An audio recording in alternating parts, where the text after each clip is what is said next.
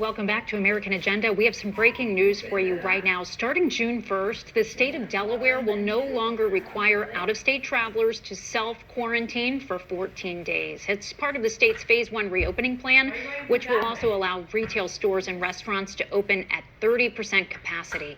Governor John Carney releasing a statement saying, quote, "We want visitors to enjoy Delaware, but it's very important that we remember that COVID-19 is still active. Outdoor gatherings of up to 250 people will also be allowed." That's a lot of people starting June 1st. Now, people can speculate, people can guess. I think next week, I think 2 weeks, I think a month. I'm out of that business because we all failed at that business, right? All the early national experts, here's my projection model, here's my projection model. They were all wrong. They were all wrong. Now, there are a lot of variables. I understand that. We didn't know what the social distancing would actually amount to. I get it. But we were all wrong. So I'm sort of out of the guessing business, right? Governor Cuomo there seeming to say that we should stop relying on projections from coronavirus models or health experts because so far they're all wrong. It's a stunning reversal from the Democratic governor who's frequently pointed to such data in defending his state's strict lockdown measures. This is many Republican lawmakers, such as Florida Governor Ron DeSantis, have faced criticism for saying that these scientific models were overstating the crisis and encouraging a climate of fear.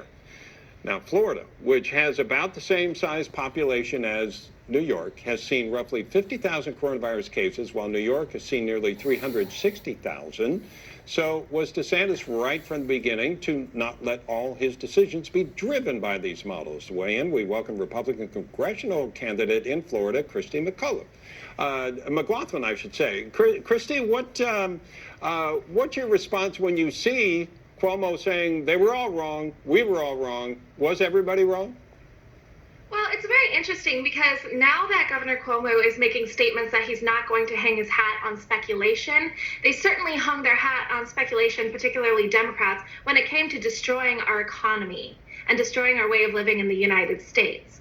Now, in Florida, we had projections as large as 7 million cases here in Florida. That would be a third of our population. And we have only seen north of 50,000 cases and only a little bit north of 2,000 cases of deaths. So truly, the projections were way off, and our reaction was not proportional throughout the United States. Christy, what do you attribute to keeping those numbers down? What I attribute to keeping the numbers down, honestly, is personal responsibility more than anything. I think the reality is we needed to have emphasized personal liberties in a time like this, because when you face a pandemic, the American spirit is so much stronger when we protect personal liberties. With this quarantine action, we saw more comorbidities and more harm than good actually due to this coronavirus. Really, the quarantine orders have caused at least 3% of restaurants in the United States being shut down permanently. That's so many losses of jobs, so many people furloughed and unemployed, and there's a comorbidity to poverty. The isolation with depression and domestic violence has caused so much harm than the actual risk of the virus that it's truly disproportional. Let me ask you also, you are, I believe, the youngest candidate running for office right now, and I'm curious whether you think there's a difference, according to your age, how you look at coronavirus. Well, I think the difference about my age would be mainly trying to protect our liberties.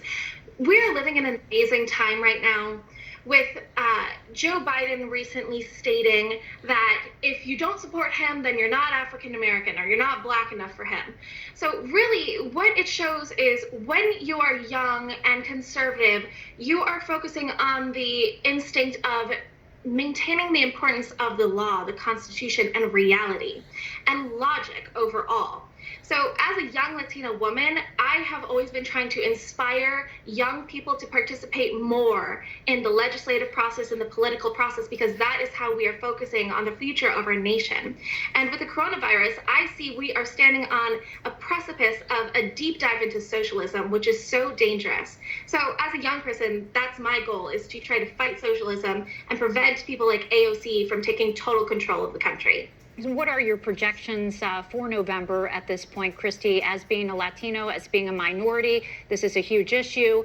What do you think President Trump really has to do to reach out and capitalize to see the best results in November? President Trump needs to keep doing what he's doing. He needs to be firm, and he needs to be really tough on the Democrats and making sure that he stays on the path of protecting the Constitution and protecting our liberties. He showed tremendous strength in maintaining the 10th Amendment and allowing the states to make decisions regarding the coronavirus.